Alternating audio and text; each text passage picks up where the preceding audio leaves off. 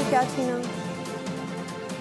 अस्सलामुअलैकुम, बोलने से खुशामदीद। मैं हूँ शर्जील अरशद और मैं हूँ अनविशा सलीम। बुलेटिन का बाकायदा आगाज़ करते हुए सबसे पहले नाज़रीन को बताएं कि ईरान ने अमेरिका से मुज़ाकरात के लिए नई तजावीज़ पाकिस्तान के हवाले कर दी। ईरान ने गुज़िश्ता रोज़ मुसवदा पाकिस्तान के हवाले किया। ईरानी सरकारी मीडिया ने इस बात की तस्दीक भी कर दी। ईरान ने अमेरिका से मुज़ाकरात के लिए नई तजावीज़ पाकिस्तान के हवाले कर दी हैं। ईरान ने गुज़िश्ता रोज़ मुसवदा पाकिस्तान के हवाले किया। ईरानी सरकारी मीडिया ने इस बात की तस्दीक भी कर दी है। ईरान ने अमेरिका से मुज़ाकरात के लिए नई तजावीज़ पाकिस्तान के हवाले कर दी हैं।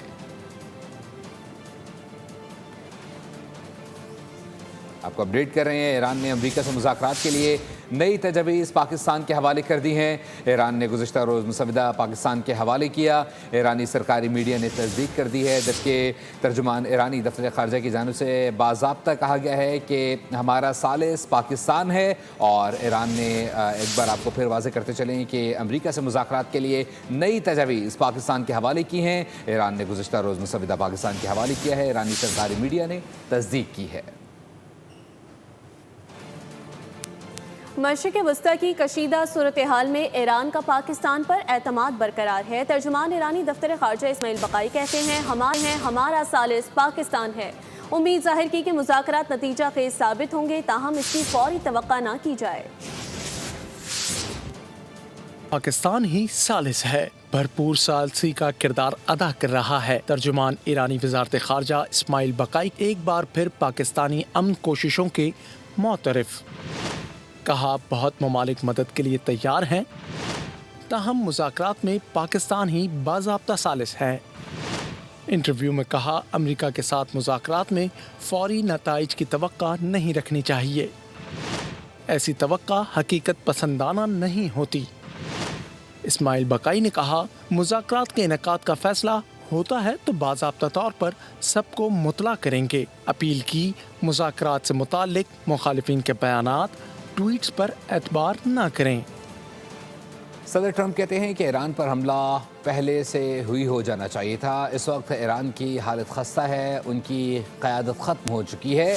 अमरीकी सदर ने वेनेज़ुएला हमले से ईरान जंग तक का सफ़र शानदार करार दे दिया है। कहा, वेनेज़ुएला अब पहले से ज़्यादा तेल निकाल रहा है।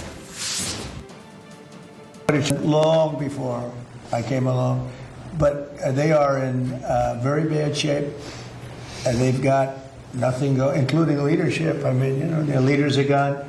Now they have a whole new. Their first string leaders are gone. Their second string leaders are gone. Now we're dealing with their third string. But we'll see what happens. Venezuela, and where we're doing great. We're getting along with them great. We're working very closely with them. They're doing more oil now than they've done in many decades, actually. ईरानी सदर ने बहरी नाकाबंदी फौजी कार्रवाइयों का तसलसल करार दे दी। सदर मसूद पज़ेश्कियान ने social media पर पैगाम लिखा कि ईरान ने सब्र तहम्मुल और मुफाहमत का मुजाहिरा किया, लेकिन इन इक़दामात को एक खुद मुख्तार मुल्क के खिलाफ जाहियत समझा जा रहा है। उन्होंने मज़ीद कहा कि दुनिया ईरान के सब्र तहम्मुल को देख चुकी, मगर ये जाबराना रवैया अब नाकाबिले बर्दाश्त होता जा रहा है।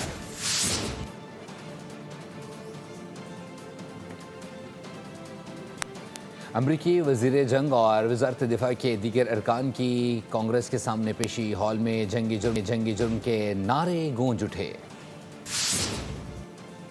Behind our warriors.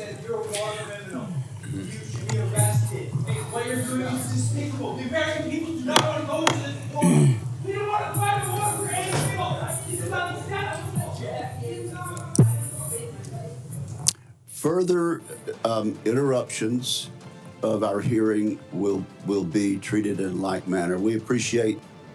अमरीकी और इजरायली जारहियत के 60 रोज़ बाद पाकिस्तान और ईरान के दरमियान फ़ज़ाई सफ़र बहाल हो गया। 26 फरवरी के बाद गुज़िश्ता रोज़ तेहरान से ईरान की महान एयरलाइन की कमर्शियल परवाज़ मुसाफिरों को लेकर इस्लामाबाद पहुंची। इस रूट पर महान एयर की अगली परवाज़ें 7 मई को तय हैं।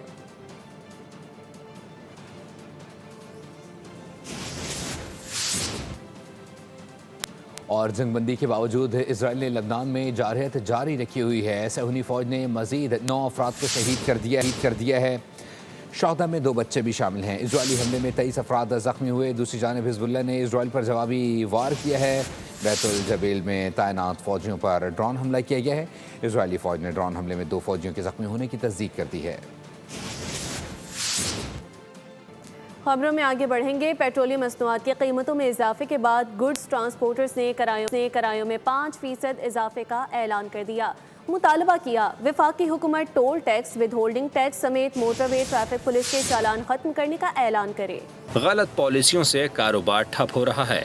गाड़ियां खड़ी करने पर मजबूर हैं। यही हालात रहे तो कारोबार नहीं कर सकते। चेयरमैन गुड ट्रांसपोर्ट इत्तेहाद मलिक शहजाद ऐवान ने पेट्रोलियम कीमतों के इजाफे पर शदीद एहतजाज रिकॉर्ड करा दिया। हुकूमत की जानिब से हाजिर 80,000 की सब्सिडी को नाकाफी करार देते हुए बोले, ट्रेलर के एक चक्कर में 2 लाख के अखराजात में इजाफा हुआ है। महीने भर में फी ट्रेलर 4 चक्कर लगते हैं। अगर वफाकी हुकूमत ने अपनी पॉलिसियों पर नजरसानी न की तो पाकिस्तान की ट्रांसपोर्ट रुक जाएगी। गुड्स ट्रांसपोर्टर्स ने डीजल की कीमतों में इजाफे के बाद 50% गाड़ियां खड़ी कर दी हैं। हुकूमत टोल टैक्स मुआफ करे वरना डीजल की कीमतों में कमी करे। गुड्स ट्रांसपोर्टर का मुतालबा। तफसीलात जानते नुमाइंदा बोल न्यूज़ कफिल अहमद से। कफिल बताइएगा। जी, पेट्रोल और एक बार फिर जो है वो गवर्नमेंट ने इजाफा कर दिया है और इस वक्त वो गुड ट्रांसपोर्टर के लिए इंतहाई जो है वो बाहर पड़ा है आवाम के साथ साथ। मेरे साथ मौजूद है मलिक शहजाद ऐवान साहब जो कि गुड ट्रांसपोर्टर अलायंस के सदर भी हैं। मेरे साहब, क्या कहना चाहेंगे? डीजल की कीमतों में एक बार फिर जो है वो इजाफा कर देगा और जो कीमत है 400 रुपये हो गई है। देखिए जी, सबसे पहले तो वफाकी हुकूमत की जानिब से जो डीजल पेट्रोल की कीमतों में इजाफा किया, पाकिस्तान भर के ट्रांसपोर्टर जो हैं शदीद अल्फाज में इसकी मज़म्मत करते हैं और वफाकी हुकूमत की गलत पॉलिसियों की वजह से हमारी 50% ट्रांसपोर्ट जो है पाकिस्तान में खड़ी हो गई है। कई लाखों हमारे ट्रांसपोर्टर जो हैं वो गलत पॉलिसियों की वजह से बेरोज़गार हो रहे हैं और हमने इस दफ़ा जो है 5% किराया बढ़ाने का ऐलान किया है। हम वफाकी हुकूमत से ये डिमांड कर रहे हैं कि अगर आप लोगों की मजबूरी है डीजल पेट्रोल की कीमतों में इजाफा करना तो टोल टैक्स हो गया, विद होल्डिंग टैक्स हो गया, मोटर पुलिस के नाजायज़ चलान हो गए, ट्रैफिक पुलिस की नाजायज़ चलान समेत तमाम इन चलानों में और तमाम टैक्सेस में जो है वो गवर्नमेंट जो है हमें रिलीफ का ऐलान करे। और उनका ये कहना था कि हुकूमत जो है वो जो इस वक्त पेट्रोल और डीजल की कीमतें हैं उसमें जो है वो कमी करे ताकि इस वक्त जो मुश्किल हालात हैं उसमें कुछ ट्रांसपोर्टर समेत आवाम को कुछ आसानी हो सके। जी, खबर शामिल करेंगे सियालकोट से, जहां पर सिविल लाइन पुलिस के खातून वकील के घर धावे की फुटेज सामने आ गई। सीसीटीवी फुटेज में पुलिस को घर में दाखिल होकर कमरे का दरवाजा तोड़ते हुए देखा जा सकता है। पुलिस एक्सीडेंट के मुकदमे में मुलजिमान को गिरफ्तार करने गई थी। वाक़े के खिलाफ वकला ने कचहरी चौक बंद करके एहतजाज भी किया। नाजरीन को अपडेट कर रहे हैं सियालकोट से, जहां पर सिविल लाइन पुलिस के खातून वकील के घर धावे की फुटेज सामने आ गई है। मजीद क्या तफसीलात हैं नुमाइंदे मियां नदीम से जानेंगे। नदीम, बताइएगा।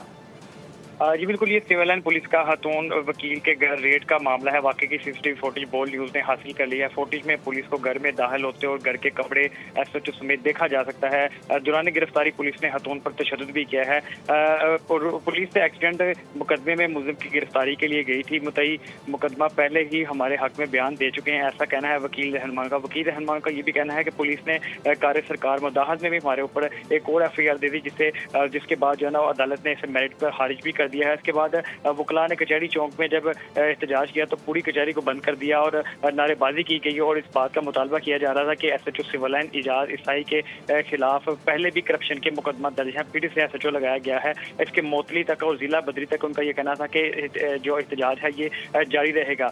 ड्यूटी मजिस्ट्रेट ने DPO सियालकोट को 7 यूम के अंदर इंक्वायरी मुकम्मल करके महकमाना कार्रवाई करने का और हुक्म दे दिया और तशद्दुद करने वाली खातून का मेडिकल भी मांग लिया है। तो ये थाना सिविल लाइन का इलाका है जहाँ पर वकला ने पूरी कचहरी बंद करके SHO सिविल लाइन के खिलाफ एहतजाज किया है। वकला ने कचहरी चौक बंद करके एहतजाज किया है। नदीम, तफसीलात से आपने आगाह किया, बहुत शुक्रिया। सब्सक्राइब करें और बेल दबाएं ताकि कोई खबर रह न जाए।